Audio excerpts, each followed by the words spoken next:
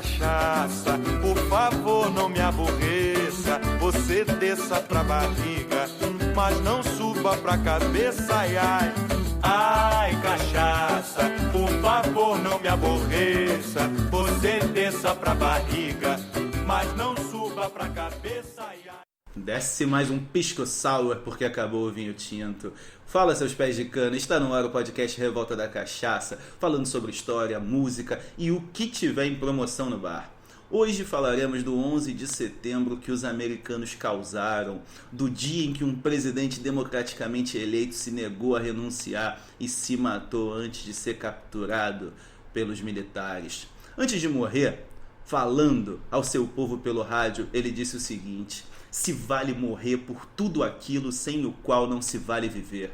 Para saber se Salvador Allende tinha razão ou não, trago comigo camisa 10 dos botecos da Praça da Bandeira, Marquinhos Pereira, vulgo Lampião. Fala pessoal, bom dia, boa tarde, boa noite, cachaceiros e cachaceiras. E é isso, Felipe, hoje vamos contar um pouquinho da história do Chile e vamos também contar desse fatídico dia, o 11 de setembro, onde então Salvador Allende, por uma ironia, ele que passou a sua vida toda tentando criar um caminho pacífico para o socialismo, seria lembrado por morrer defendendo a sua revolução com uma arma na mão.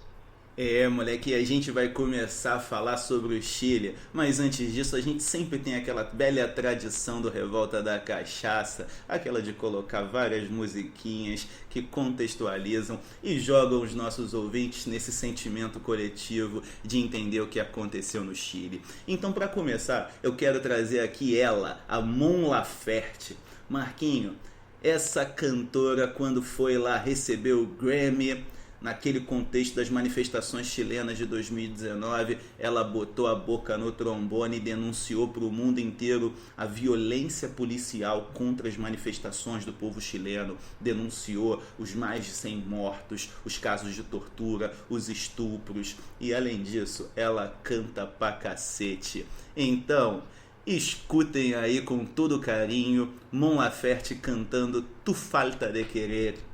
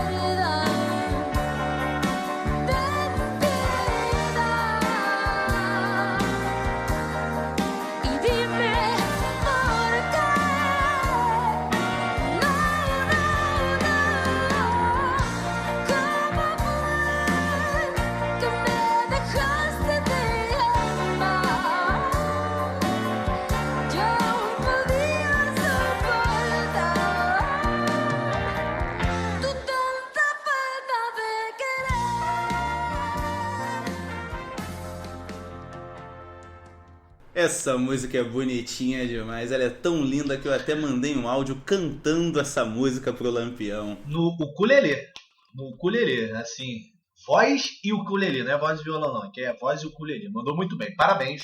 Continue treinando, Felipe, você vai longe. Eu venho incomodando as pessoas tentando aprender a tocar essa música há mais de uma semana, desde que eu comecei a fazer esse roteiro. Estou fanático por Mon Laferte. Mas olha só, depois dessa bela canção doce, bonita, que eu escolhi para acalmar os corações dos nossos ouvintes, porque a partir de agora vem a desgraça. Vamos começar a falar sobre a história do nosso Chile ali no comecinho para contextualizar. Cara, o povo chileno tem uma história de lutas, a gente tem que reconhecer. Tanto que os espanhóis sofreram para conseguir invadir a região. Diego de Almagro foi o espanhol que chegou lá pela primeira vez em 1536. Mas aí, irmão, os índios Mapuche forçaram, não queriam deixar os espanhóis marcarem sua presença lá e quase venceram uma longa guerra. Essa guerra de Arauco que durou entre 1536 até 1598. Só que aí, com a cruz, a espada e as doenças, como diria Pablo Neruda, os espanhóis conseguiram conquistar e afirmar o seu domínio na capitania geral do Chile. E aí, cara, os minérios chilenos seduziram os espanhóis, que impuseram um pacto colonial, a exploração mineral, e todo o povo que tanto lutou para impedir isso estava sendo obrigado a trabalhar compulsoriamente nas minas. E é curioso porque no Chile, assim como muitas partes do mundo, ter uma riqueza no seu solo muitas vezes significa mais malefícios que benefícios. Mas é isso, gente. Tivemos uma história colonial pautada na exploração mineral e no uso do Chile como uma posição de defesa para proteger as minas de prata de Potosí. E aí a história foi acontecendo até que veio a independência. Naquele contexto, ali do começo do século XIX, em que as guerras napoleônicas acabaram gerando um caos na coroa espanhola e começam aqui os nossos movimentos de independência. O Chile acaba sendo tornado independente pelo Bernardo O'Higgins. Só que esse cara, que era um dos grandes libertadores, tá? A carinha dele lá na Taça Libertadores da América, ele ficou ali e ele queria o poder só para ele. Enquanto o povo chileno queria ter o direito de se governar. Então, nesse primeiro período ali, que começa em 1818, a gente tem uma série de instabilidades. Houveram, inclusive, 2 constituições, mas que não valeram muita coisa, até que, enfim, surgiu a República Chilena. E aí, entre instabilidades e estabilidades, o Chile viveu esse período republicano, que inicialmente foi conservador, no que eles chamam de República Conservadora, e depois foi a República Liberal. Até que, em 1891, uma longa guerra civil estabeleceu, por fim, um regime republicano parlamentarista, que vai durar até 1925. Só que nesse meio do caminho, teve um conflito, né, Marquinho? O que você tem a dizer aí sobre essa guerra do Pacífico? Os chilenos merecem o ódio dos bolivianos e peruanos? Cara, eu diria que sim. Eu diria que sim, da mesma forma como os paraguaios têm todo o direito de sentir ódio da gente, brasileiros. Não podemos esquecer desse período da nossa história também, que, se a gente for parar e pensar, é um período próximo. Porque você tem a Guerra do Pacífico sendo iniciada em 1879 e você acaba tendo a nossa Guerra do Paraguai se iniciando em 1864 e indo até 1870.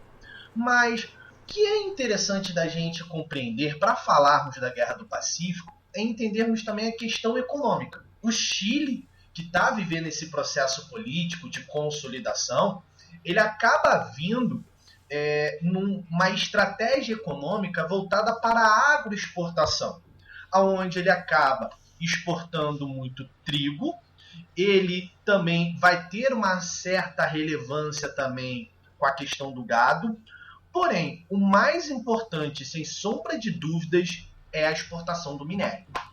E se a gente for dividir o Chile no meio, Felipe, o sul do Chile ele vai ser um sul agroexportador. E o norte do Chile sendo o norte onde nós temos a riqueza dos minérios.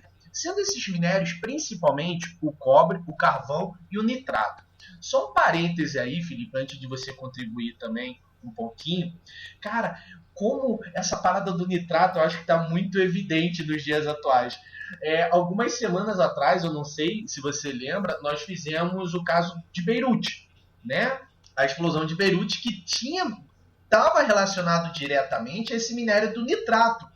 E, cara, assim, quando eu comecei a ler sobre a Guerra do Pacífico, é uma disputa para o controle do nitrato, que a gente já sabe que tem muito a ver com a questão da explosão e tem a ver também com o fertilizante. E as grandes potências como Inglaterra e Estados Unidos, eles buscam explorar o nitrato, mas também o cobre e o carvão. Então você quer me dizer que a Bolívia perdeu a região de Antofagasta, que era a sua saída para o mar e o seu único porto marítimo decente.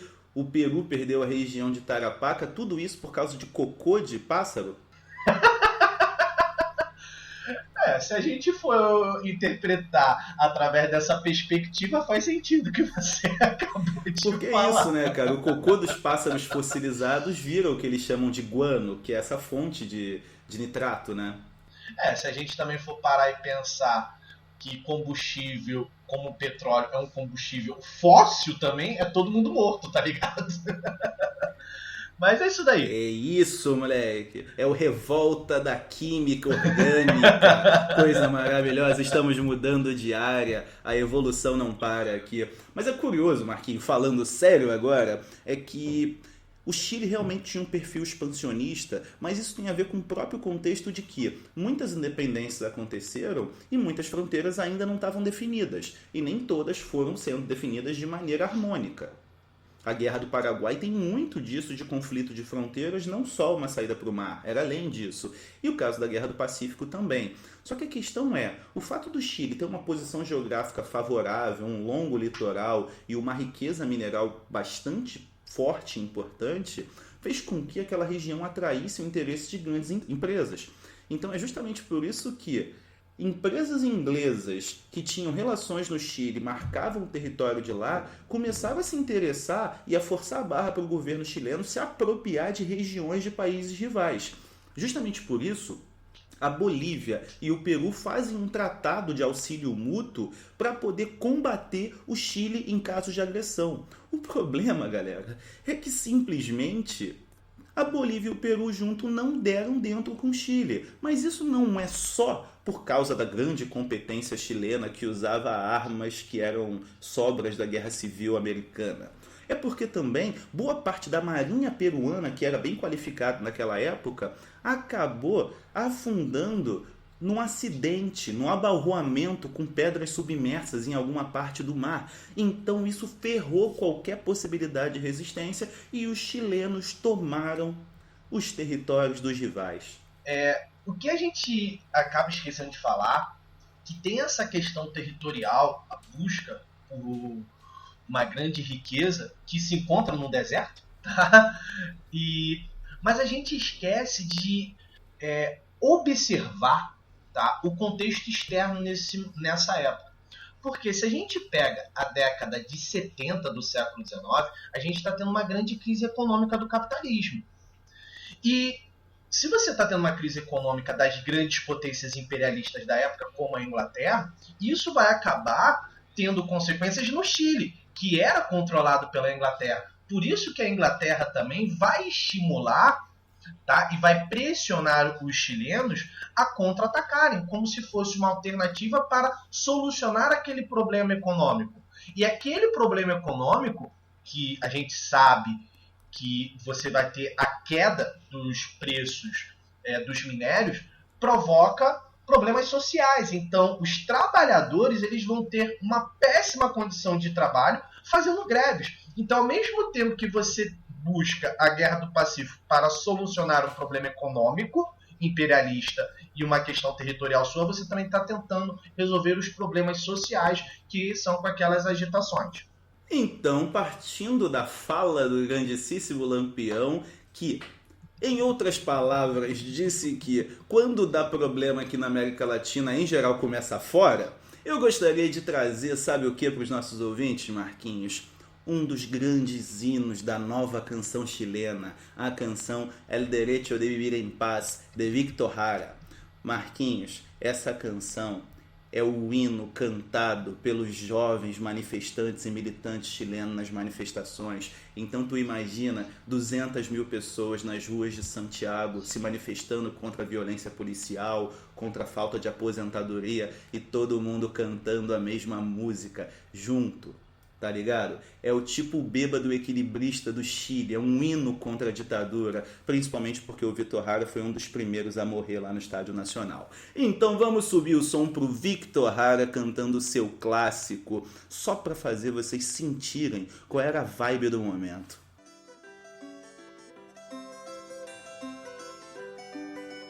El derecho